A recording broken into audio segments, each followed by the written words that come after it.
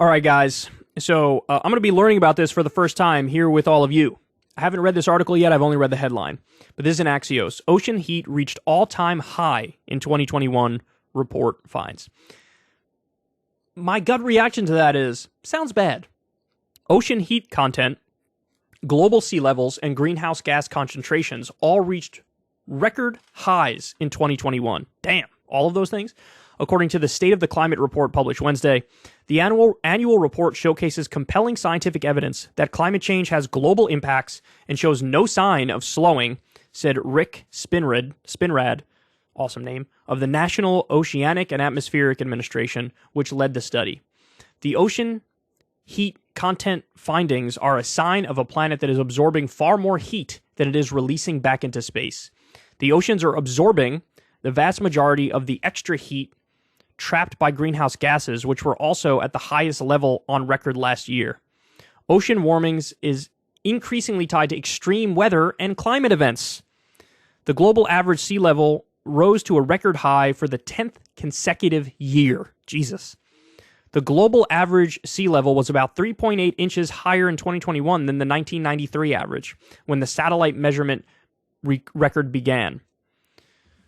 Earth's warming trend is continuing, with 2021 among the six warmest years since records began in the mid to late 1800s, the report found.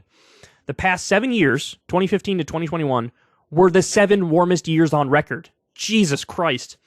With many communities hit with 1,000-year floods, exceptional drought, and historic heat this year, it shows that the climate crisis is not a future threat, but something we must address today as we work to build a climate-ready nation and world that is resilient to climate-driven extremes, Spinrad said in a statement.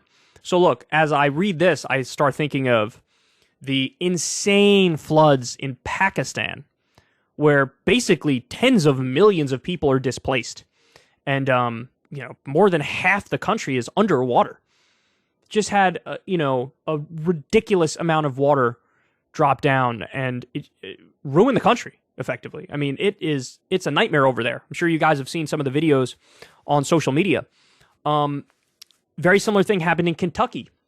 There were horrendous floods in Kentucky. Now, by the way, because of all the industrial activity in Kentucky as well, it was almost like primed to be a worst case scenario if they do flood.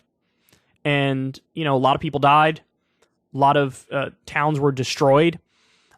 This is something that we're seeing. At the same time, we're seeing mega droughts in, say, California. We just talked the other day about how the Colorado River is 25% of where it should be. Like, it's 25% full. Like, what? And we're really talking about apocalyptic scenarios if, it becomes effectively like a dead pool. And then how do you get water to basically the entire west coast of the United States? What do? They're already talking about extreme water conservation measures that need to be implemented because of that. So what we're seeing is, in many places, extreme drought. In other places, extreme flooding. You're seeing this increase of extreme weather events all over the place. And this is exactly what they're talking about here, how that goes hand in hand with these record ocean temperatures. The other thing is, this is weird, okay? Let me tell you guys this one. So, experts were predicting a very bad hurricane season this year. We've weirdly had one of, the best. So there hasn't been, any. I think the first hurricane of the season it's forming now. As I talk to you guys. And it was confusing, because experts were like, oh, this is going to be a bad hurricane season. Because, again, the water's the warmest. That usually that correlates with very bad hurricane seasons. So, what's going on here? Look, I don't know. All I have to offer you is my super bro science, which nobody should take seriously. But my guess is we're still going to get a lot of hurricanes just going to come maybe later in the year. Because one thing I've noticed, and this is totally anecdotal, but the data does back it up, because we talked to a climate expert on this, on Chris Kyle and Friends, and they said the same thing. It seems like the seasons are getting pushed back more and more, right? So, when I was a kid, starting in September in New York, it would start to get kind of cooler, and in some instances cold. Then October was cold, November was cold, right? Now, in my adult life, September stays warm, October stays warm, and then the cool-off starts to happen halfway through November. It didn't used to be like that at all. We're 2 months behind where we were, or 2 months ahead, I guess, of where we were. And that's for every season on the calendar. And that's weird, man. That is super weird. And you see all these little changes happening everywhere. And we keep reporting to you all these stories of this thing is worse than the worst case scenario. Some mind-blowing fact that you thought never could have been, and yet it is. So, here's a new one to add to the list, dude. And by the way, people were flipping out at the story we heard. What is it? California wants to get off all gas cars by like 2030 or 2035 or something, and some people were flipping out over that. Like, are you kidding me? That is, first of all, the most proactive thing anybody's done yet when it comes to climate change, but also, like, if anything, should do it faster, right? I mean, I get that the market has to catch up and we need to have all the things that we need for electric cars, but, like, shit, if we keep going the path we're going, we're going to keep having these, like, once-in-a-thousand-year floods, and it's going to happen, like, every other year. Can we really afford that? I don't know, man. I don't think so. It just doesn't seem like we can. And, we haven't even talked about the practical angle of this, which is the dollars and cents, and how much it costs to do nothing to address climate change. I mean, we have to spend a lot to go in the other direction, but you also have job opportunities there and industries just waiting to be created.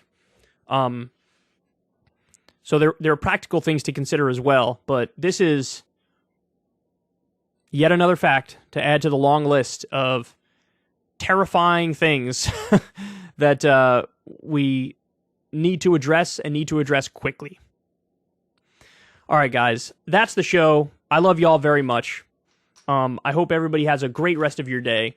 Yet again, I'll do my shameless plug real quick. For those of you who want to listen on podcasting apps, well, now the show's available on, Spotify, Google Podcasts, Stitcher, whatever. Should be on most, if not all, of the podcasting platforms. So check out my podcast there if you guys want to see the whole shows as opposed to the individual clips on YouTube. Love you guys. Thank you to everybody who donates via Patreon every month to this show. You guys make it work. Thank you to everybody who's a member over at Substack for Crystal Kyle and Friends. We love you guys to death. Again, very proud of the fact.